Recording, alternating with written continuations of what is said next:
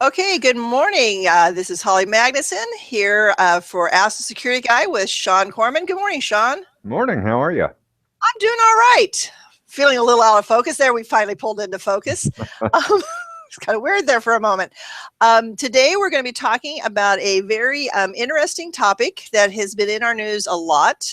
The situation with the Riverside Court ordering Apple to help the FBI look at and get access to the iPhone belonging to one of the terrorists from the December San Bernardino shooting. So there's a lot to that, and we're going to probably jump right into that. If you have a question, you probably see in the lower left-hand corner of the screen, join the conversation. So if you have a question, you have a comment, you can click on that and you'll see another window open up and you'll be able to ask your question. And I will try to get those to Shawn as quickly as we can. So for now, Shawn, I'm going to go ahead and turn it over to you. Kind of, go from there. So there's been a lot of coverage in the media about this whole thing, and not all of it's been accurate. There's been discussions about what Apple can and can't do, what the technological capabilities are, what the FBI is asking for, whether they're asking for a one-time, is this a precedent? And it's been tied up in the emotions surrounding the terrorist attack. So all of that combines to make almost a perfect storm kind of event. So what I wanted to do is take a little time today and kind of unpack this for our listeners and to put some context around it, primarily from a technological standpoint and from a security viewpoint as well. So, one of the big questions is, what is the FBI asking for? Really?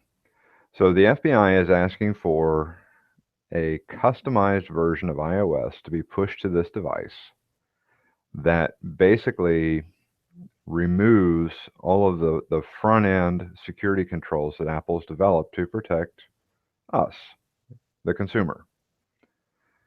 Now, nature of the case aside, that's what they're asking for. So what that involves is three major changes. One, they want to remove the 10 mistake lockout. So on Apple devices, if you have a PIN code enabled on your screen, it will, you can turn this off, but generally speaking, it will allow you 10 tries. If you fail 10 tries, it will wipe out the encryption key that is used to protect all of your data on the device.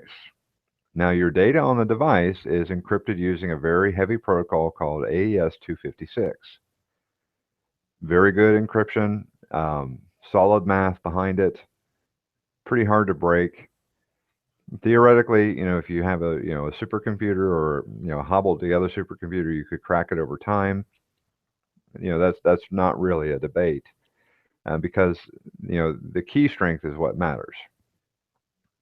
Now, in this particular version of iOS, key strength is going to be a sum total of a 4-digit passcode, of which there are 10,000 possible combinations.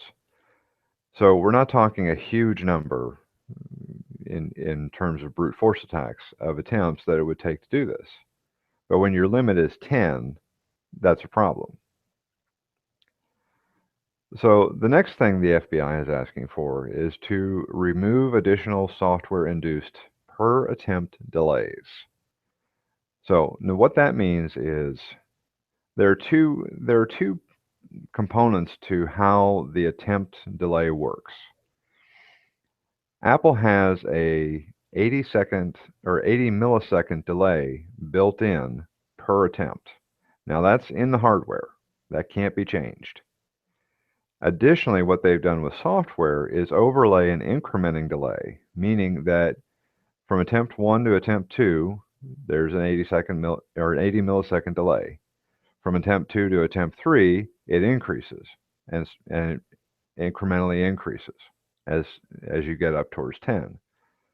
So the more tries you do, the longer it takes between tries. And that is, again, a way of stopping brute force attacks where we just try again and again and again different permutations of things until we randomly land on the right one. So the last thing that the FBI is asking for is for a direct computer interface to be able to attempt these passcodes. Like I said, there's 10,000 that they have to go with. They want to hook it up to a computer and have a computer just breeze through those. And with modern computing, it wouldn't take that long. Now, the alternative they have right now is to do it on the screen, which means they're paying somebody to sit there and type 0012, 00123, 00124 until they land on the right one. The problem there is they have 10 tries. Now, there's been some speculation in the media that Apple has not been helpful in this case. Again, not the case, because Apple has historically always complied with legal requests, and in this case as well, they immediately upon getting the proper legal documentation, they provided the FBI with all the account information, the iCloud backups that they had, and the keys to decrypt the backups. Because the way iCloud works currently is your phone is encrypted with your key, but in iCloud, Apple maintains the encryption keys. Now, I just saw an article this morning that said Apple is very actively working on a form of encryption for iCloud backups that would tie the encryption keys to your phone, meaning they wouldn't have access to decrypt your iCloud backups either, which they currently do. So that leads us more along towards the model where the password managers that we recommend already employ. They don't have access to our data. We set the key. They don't have the key. So Apple is looking at changing their infrastructure to mimic that approach. So that's an interesting sidebar. Now, as to whether Apple can technically create an iOS version specifically for this phone, the answer there is yes, they can. Every iOS version out there is tied uniquely to a device, and that is handled by certificates, and I won't get too far into the encryption and how that works, but every iOS version and update out there is customized to the device it's going to. So there is already a secure mechanism for doing this.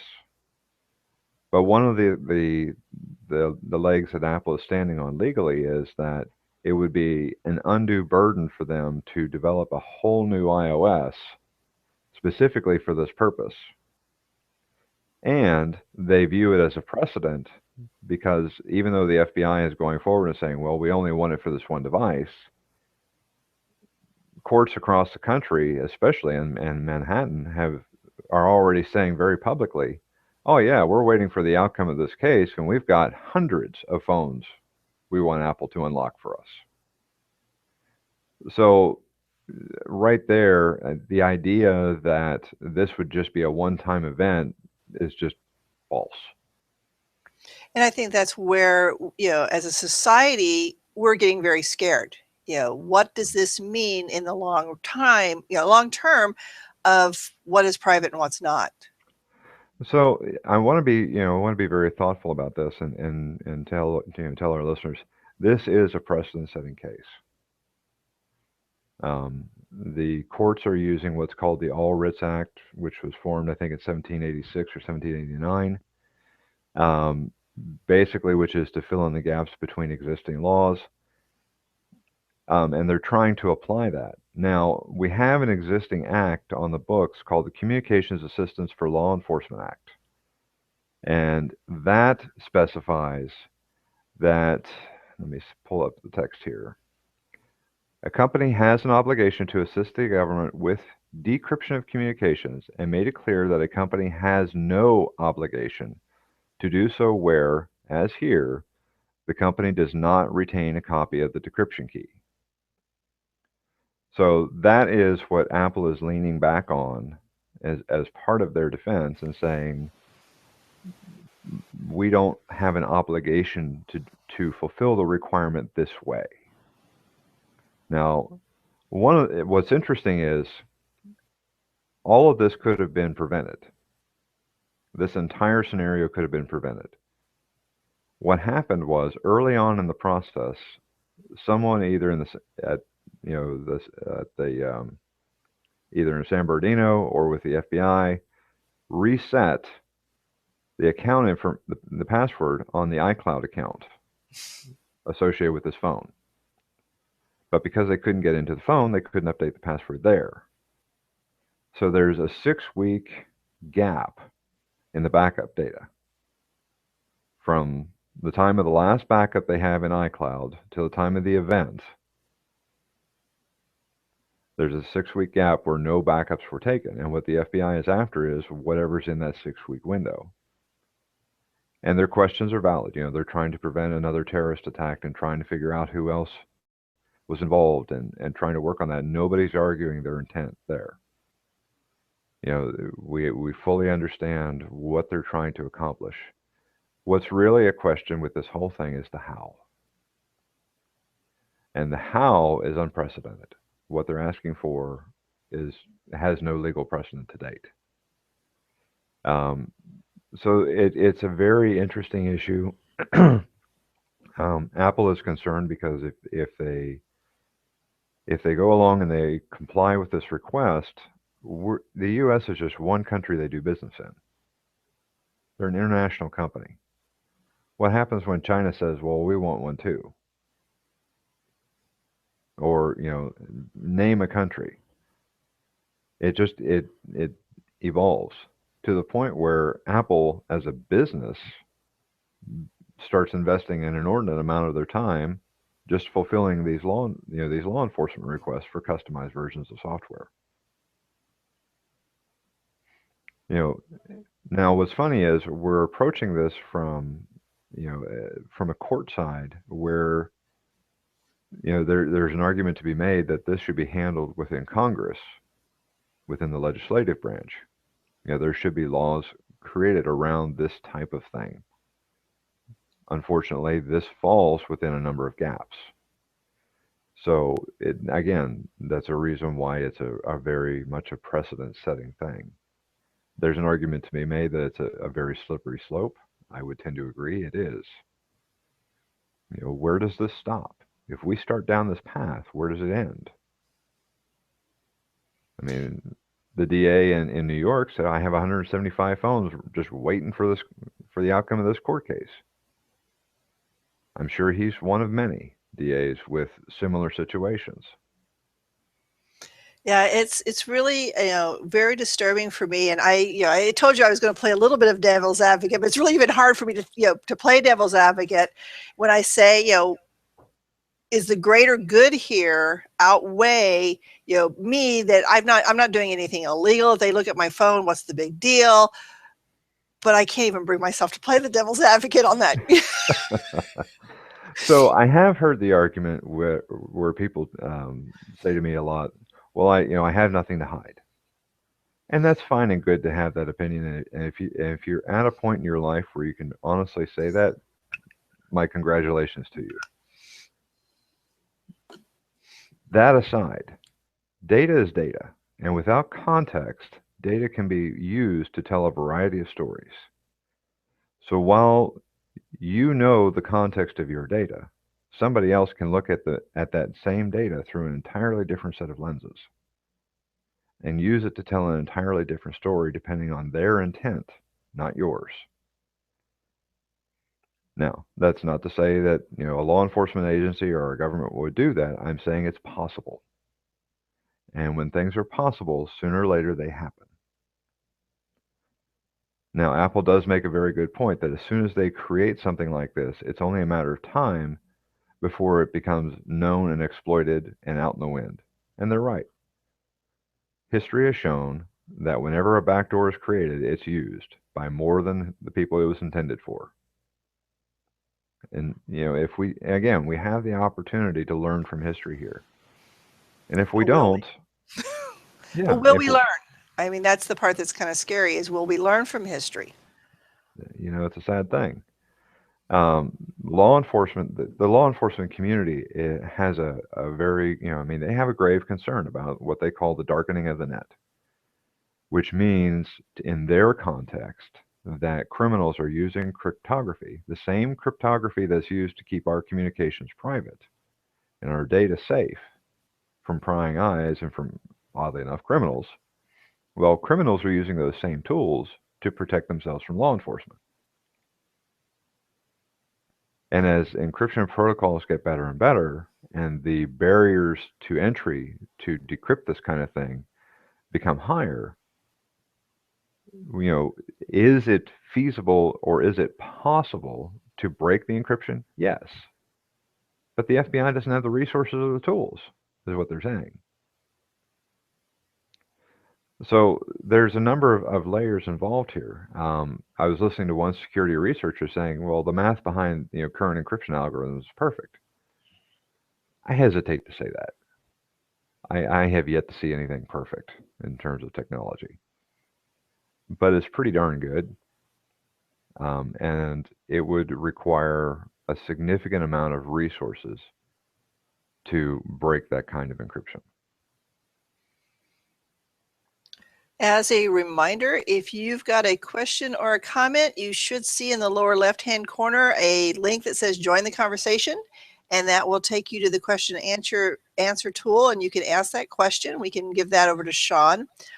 In the meantime, I guess I would ask, what does this mean for us today? I mean, what do we need to do? What can we do in this situation? There's not a lot we can do at this point. We're waiting for the outcome of this case to see where things fall. In New York, there was already a case where they tried to basically expand on this early and use the same justification that the FBI is making to unlock a phone in a drug-related case. The judge there turned it down, saying that the All Writs Clause did not bear proper authority in that context. So it's anybody's guess as to where this falls out. I always recommend, good security practices, encrypt your stuff. Have a passcode lock on your phone. Don't ever leave it just open. I mean, and that's true for a variety of purposes. When you think about the amount of data that's on your phone, having that in the wrong hands for identity theft, for credit card theft, for password resets, for just snooping into your life, I mean, all of those things are in this little device we carry around in our pocket now. Mm-hmm. So you want to make sure that thing is locked up as good as you can, as well as you can. But the same principles that we apply to our desktop computer or our laptop are the ones that we should apply to these mobile devices. Encrypt them, encrypt anything attached to them. Encryption is a tool that helps us protect ourselves. At a broader level, one of the things that the San Bernardino tragedy really brought into focus was the question that law enforcement has been saying in their updated active shooter trainings lately. One of the aspects of it is fight. Now, and that didn't used to be. It used to be run and hide. Well, now one of the a third component is fight. So from a security context, what I would say is, what are the things that you do individually to protect yourself, to ensure your own security? What things do not involve relying on others to protect you and your data? Encryption is a tool that's readily available on Android, on iPhone, on whatever device you have that can be used to help protect you and your data and those associated with you for that matter. But those are things that we do as individuals to help protect ourselves. I worry that we become so reliant on other things or other people to protect us that we lose sight of what are those key things that we do to protect ourselves. So in terms of what we can do, it's anything you can do on a one-on-one level, on an individual level. Yeah, like I said, it'll be interesting to see. I saw earlier this morning that it sounds like Apple's president's going to make an announcement regarding some of this, but I don't have any details yet or when that's going to happen. Well, Apple actually filed a response a couple days ago, and I'll actually read a couple excerpts of it here. There are two important and legitimate interests in this case: the needs of law enforcement and the privacy and personal safety interests of the public. In furtherance of its law enforcement interests, the government had the opportunity to seek amendments to existing law to ask Congress to adopt the position it urges here.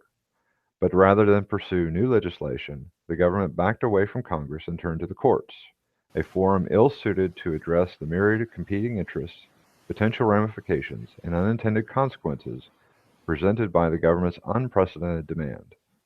And more importantly, by invoking terrorism and moving ex parte behind closed courtroom doors, the government sought to cut off debate and circumvent thoughtful analysis.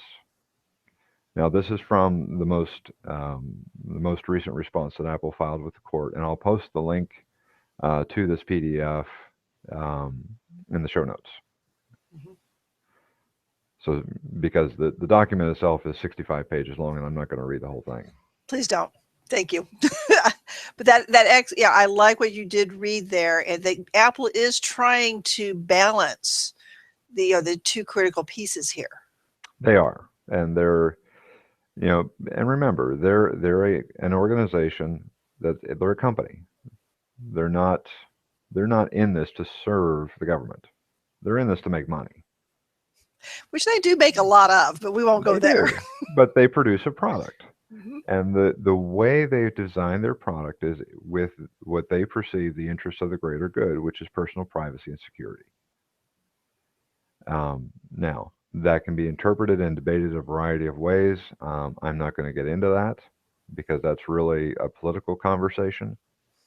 But this case has very deep roots. It's very complicated, and there's nothing simple about this one. No, there's not, and I appreciate your willingness to share your thoughts about this because it's a game changer for our world. It has the potential to be that, yes. It does have the potential to be that. Now, there's always the possibility that the courts could punt and defer or pull back from what their original ruling was. The question then becomes is does this where does the authority to make this kind of decision lie? Does it lie in the judicial system or the legislative? But as you'll notice, neither one of those are technical. So And do either group have the understanding of the technical to really make a good decision? yeah, you don't want me to comment on that. Yeah, I'm sorry. Sorry, I should not have asked that one. Open mouth there. So, but there's another excerpt from the brief. The government says just this once or just this phone, but the government knows these statements are not true. Indeed, the government has filed multiple other applications for similar orders, some of which are pending in other courts. And as news of this court's order broke last week, state and local officials publicly declared their intent to use the proposed operating system to open hundreds of other seized devices in cases having nothing to do with terrorism. So, just again, to reinforce the idea that it's just this device or just this phone, technologically, that's possible. From a human intent standpoint, it is not. And that again is why I'm saying this court case is a precedent. How this thing falls out. So, do we have any questions or no questions? And we're pretty much out of time here. Any final thoughts that you would encourage us with? Just as keep find a news source that you trust. Do you have any you would recommend that you think are, for the most part, trustworthy? There's two actually that I would say are unbiased and are reporting the facts as they are, and also interpreting the technical details in a non-geeky way. One of those is called Ars Technica, and I'll include a link to that. Um, Ars reports on a variety of things. This is just one of them. But the coverage there is always in English or with a great definition, because some of this stuff is pretty technical. Another one is a security podcast I love called Security Now, and that's hosted on twit.tv. I'll post a link to that as well. Um, and the author there, Steve Gibson, does a fantastic job of explaining this stuff. And so both of those are resources I would recommend to the general audience, to follow this case and to have a clear understanding of the layers involved and what's technical versus what's political. Yeah, because we don't have any of that this year. Sorry. So with that, appreciate everyone who watched. Wait a second. Oh, thank you. I just, great summary. Somebody loves Ars Tech and Leo's Security Now with Steve G. So Yeah. we've got some people who already know about those two resources. So that's Yep, very they're cool. great resources. So with that, you have questions, feel free. You can email Shawn or I or the ISO at apu.edu email address, and one of us will get back to you with that. For now, that will do it until next month. All So thank right. you, Shawn. All right, thanks. Bye-bye, everyone. Bye-bye.